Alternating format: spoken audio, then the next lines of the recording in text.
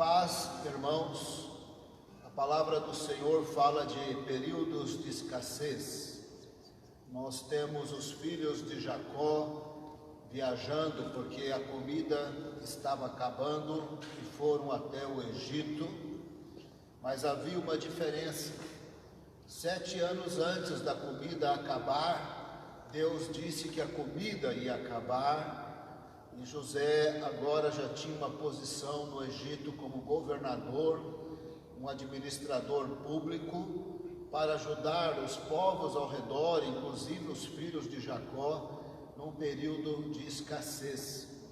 Deus havia falado antes, havia provido para o Egito antes, e havia provido para os povos ao redor, para as etnias, para os beduínos ao redor.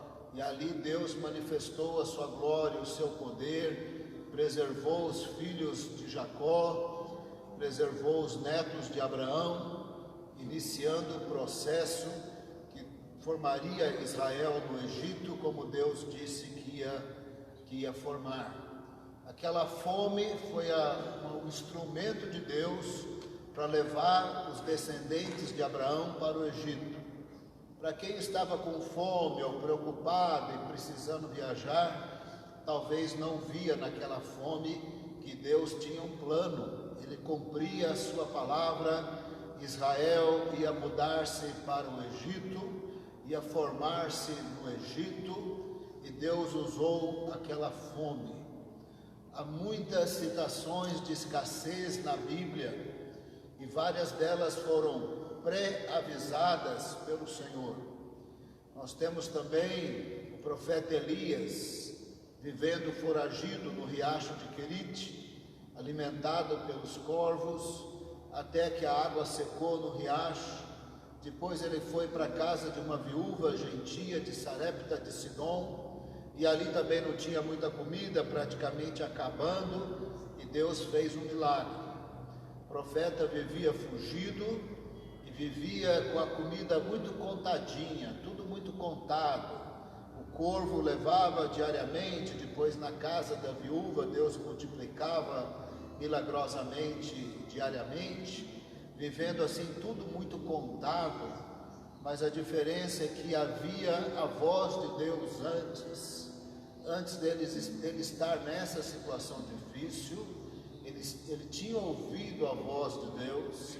Ele tinha falado para Acabe que não ia chover, então veio escassez porque não choveu, e o Senhor foi suprindo para o profeta Elias, e aquela escassez também tinha propósito, e ela foi precedida pela voz de Deus. Aquela escassez simplesmente dizia que Deus é soberano sobre a fome, sobre a chuva, sobre as pestes, e elas trabalham para os propósitos de Deus. Nós temos uma fome nos dias dos apóstolos, que o profeta Ágabo disse que haveria fome, e essa fome pegou de maneira mais forte na região de Israel.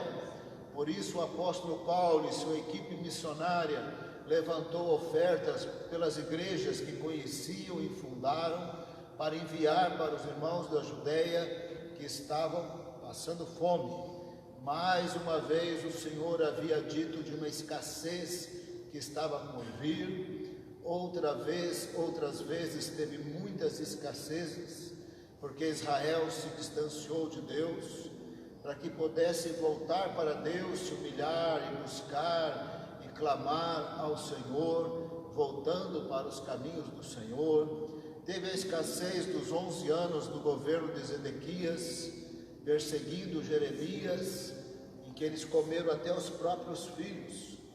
Se a escassez for severa demais, toda a bondade humana e a lógica humana vai embora, eles passam a comer o cachorro, o gato, no desespero. E naqueles dias comeram os próprios filhos, porque não havia mais o que comer, e o desespero era total. E ali Israel passava escassez totalmente desnecessária, porque Deus já havia dito que era melhor se entregarem para os babilônios, porque lá na Babilônia eles iam se desenvolver muito, eles iam ser escravos, mas escravos bem de vida, iam construir casas, iam ter famílias, netos, e no tempo próprio eles voltariam para Israel. Então nós temos muitos períodos de escassez na Bíblia, precedidos pela voz de Deus, e Deus operando na vida dos seus servos. O que nós parece que não sabíamos, ainda que tem abundância de profecias no YouTube, mas nós não conhecemos os profetas, não nos sentimos muito bem de endossar as centenas e centenas de profecias que tem por aí, porque nós não nos sentimos bem, porque nem os conhecemos, não sabemos se são aproveitadores, não sabemos se são santos, não sabemos se andam com Deus, não sabemos se são submissos, não sabemos se vivem rodando pelo Brasil afora, entregando profecia, sem prestação de conta para o ministério, de tal maneira que nós não endossamos essa abundância de profecia. Mas até dezembro nós teríamos uma economia que crescer 2%, finalmente saindo da recessão. E aí em dezembro também começa a falar que tem um vírus na China, e esse vírus parece que não ia fazer grande problema, porque na China resolveu meio rápido, pelo menos entre aspas, e morreu poucas pessoas, pelo menos entre aspas, e nem a Europa, nem o Brasil, nem o mundo entendeu que isso tinha algum problema. O fato é que quando começou a morrer centenas e centenas de pessoas na Itália, o mundo abriu os olhos. E não demorou muito, já seria a Espanha, já seria o Reino Unido, e a gente que acompanha esses números diariamente, eles estão sempre dizendo: as UTIs estão esvaziando um pouco e vai melhorar, questão mais de 3 semanas, mas faz um mês que morrem mais de 500 pessoas na Itália, e faz um mês que eles falam que vai melhorar. O mesmo repete-se na Espanha, que morre 300, 400, 500, 600, diz que está melhorando. Nós não vimos nenhuma melhora de fato. E aconteceu que as autoridades tiveram que provocar isolamento social para que a matança não fosse maior. Aí veio a recessão econômica, aí o aluguel vence, a conta d'água vence, a de luz vence, outras contas vão vencendo, e as pessoas estão sendo demitidas, e começa um processo de recessão econômica, e um processo de aperto, e talvez até de fome. Nós percebemos pela nossa Araçariguama que de repente multiplicou-se os pedidos de cesta básica, e os alimentos arrecadados pela igreja já acabaram, e as pessoas estão pedindo comida para comer no nosso município, e sabemos que isso está acontecendo no mundo todo. É nesse contexto que nós queremos orar, lembrando que Deus é soberano sobre a abundância e sobre a escassez. Ele é o Deus que faz aparecer rio no deserto, mas faz rio também virar deserto. Ele é o Deus que faz chover e produzir e ter muita abundância, mas também Ele pode cerrar o céu e não ter abundância nenhuma. Ele é o Deus que nos dá livre-arbítrio, mas também vai exercer juízo sobre as abominações da terra. E a terra tem sido muito abominada. É só você olhar todas as ideologias que terminam com ismo e qual delas está glorificando a Deus. As religiões que terminam com ismo, elas não confessam claramente que Jesus é o Senhor e único caminho para Deus. Até mesmo o protestantismo histórico nega a Bíblia. Na Europa, Estados Unidos, nega Jesus. Tem muitos outros ismos dizendo que Deus não existe. Tem o secularismo dizendo que Deus não existe. E aí, em nome da liberdade de expressão, nós vamos entrar nus nos teatros, isso não tem problema, as crianças podem tocar, nós vamos fazer filmes, nós vamos fazer peças, vamos zombar de Jesus, o Senhor e o único caminho para Deus, e Deus continua exatamente como sempre, Senhor sobre todas as coisas. Ele vai coibir o mal e Ele vai cumprir o plano proposto, revelado com muitos simbolismos e mistérios no livro de Apocalipse. Mas o livro de Apocalipse diz que tem 7 selos e Jesus vai voltar. Diz que tem 7 flagelos e Jesus vai voltar. Cada um desses flagelos, na prática, são vários flagelos. O livro de Apocalipse diz que tem trombetas, e é somente na 7ª trombeta que os mortos em Cristo ressuscitarão e a igreja será arrebatada. Deus é soberano sobre o mal, Ele é soberano sobre os reinos da terra, Ele é soberano, Ele está cumprindo seus tempos e estações, Ele é soberano sobre a escassez existente no momento, e Ele é soberano sobre todas as coisas.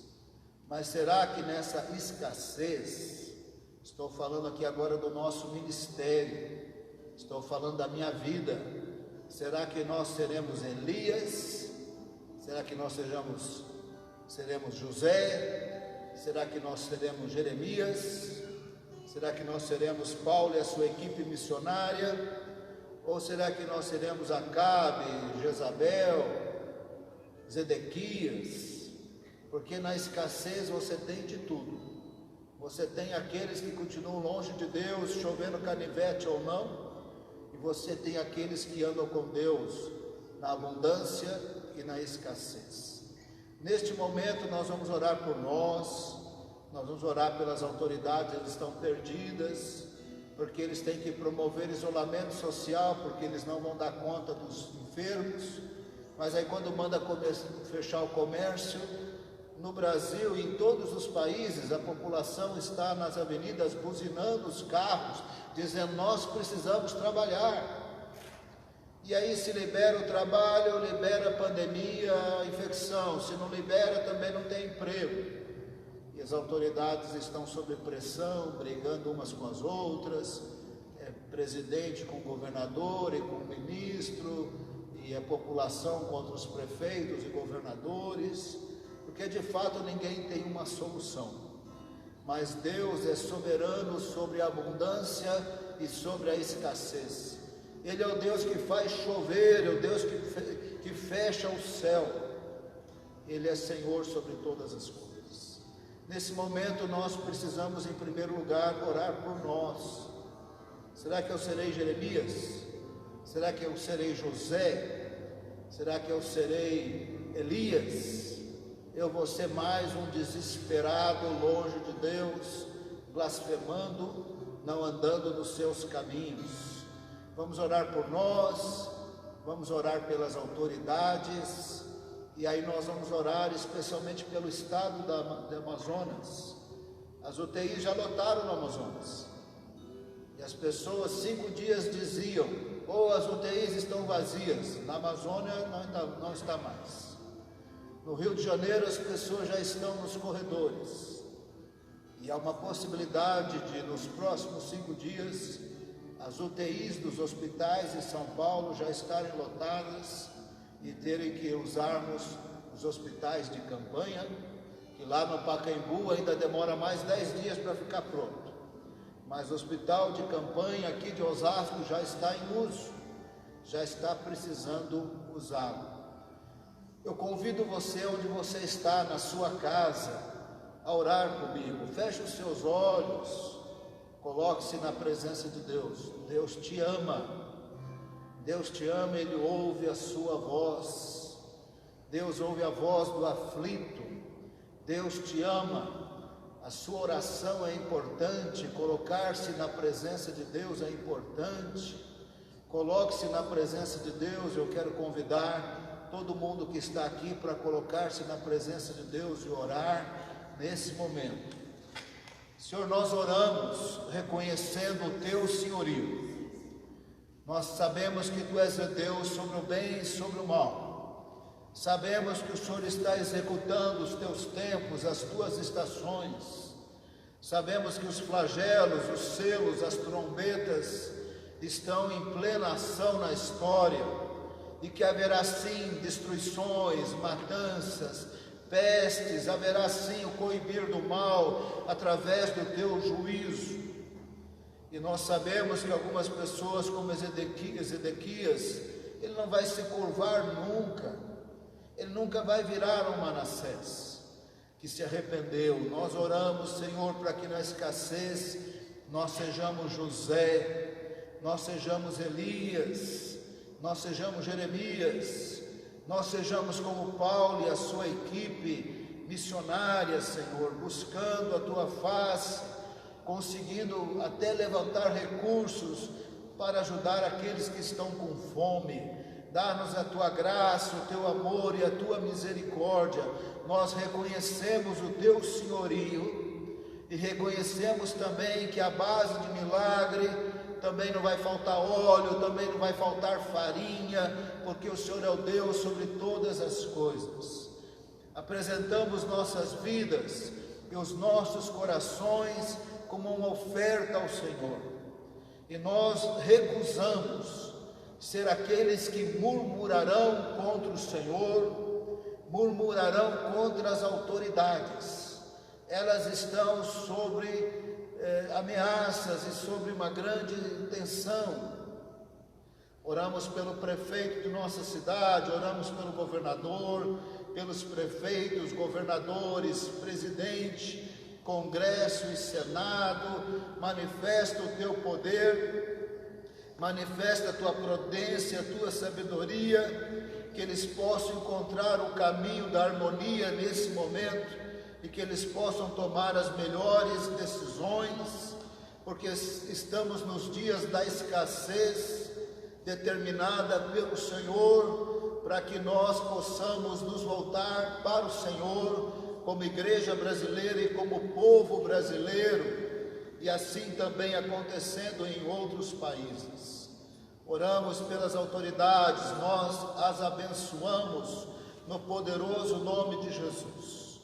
Nós oramos também pelo estado de Amazonas, que já está com as UTIs lotadas. Oramos pelo Rio de Janeiro, que já tem pessoas nos corredores. Oramos pelo governador do Rio de Janeiro, que está enfermo. Sabemos que os primeiros dias dessa doença parece uma gripe sim, parece um resfriado sim, mas de alguma forma, em torno do 10º dia, talvez a pessoa precisará de respirador e talvez não voltará da UTI.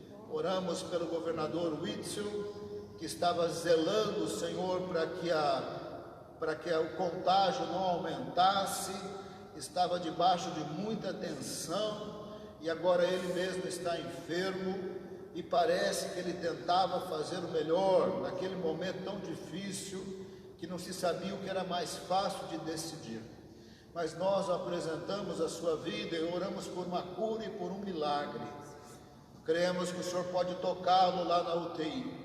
Cremos que o Senhor pode se revelar a este governador, porque nós precisamos de pessoas que conheçam o Senhor, o teu amor, o teu poder e a tua misericórdia. Nós o abençoamos no poder e na autoridade do nome de Jesus. Abençoamos o Amazonas também, tem muito crente lá, Senhor. É hora da igreja orar, buscar o Senhor, andar nos teus caminhos. É hora de mudança, é hora de prioridade, é hora de estar na casa da viúva de Sarepta de Sidom, ouvindo a tua voz e andando nos teus caminhos, esperando o momento de enfrentar Acabe outra vez. Pai amado, levanta uma igreja santa, de oração, focada no Senhor. Abençoa o estado do Amazonas, abençoa o Ceará, o Rio de Janeiro, Pernambuco, o estado de São Paulo. Essas são os piores estados no momento. Senhor, abençoa também a nossa cidade de São Paulo, a continuar como está. É uma questão de dias, as UTIs nos hospitais já estarão lotadas, e aí acabará a discussão. Tem UTI vazia, tem UTI lotada, acabará a discussão muito em breve. Senhor amado, nós apresentamos as igrejas, apresentamos os pastores dessas áreas afetadas, que eles possam fazer a diferença nesse momento e não fazer parte do exército da briga, da discussão, da discórdia, mas a parte do exército do louvor, da intercessão, que manifesta o teu poder aqui na terra. Temos pastores demais briguentos, precisamos de mais intercessores e menos briguentos. Precisamos de pastores mais quebrantados e no poder e na unção do Espírito Santo, talvez falando pouco como Elias, mas quando encontrava Acabe, falava pouco e era um pouco que estava em pé. Não vai chover, não vai chover, vai chover, vai chover. Nós estamos precisando de pastores que falem menos, apareçam menos no YouTube, mas que quando falarem, fará diferença. Levanta, Senhor, uma igreja cheia do Senhor, da Tua presença e do Teu poder. Oramos pela comunidade Vale da Bênção, para que seja uma comunidade de oração, e não uma comunidade com nome de que é comunidade de oração.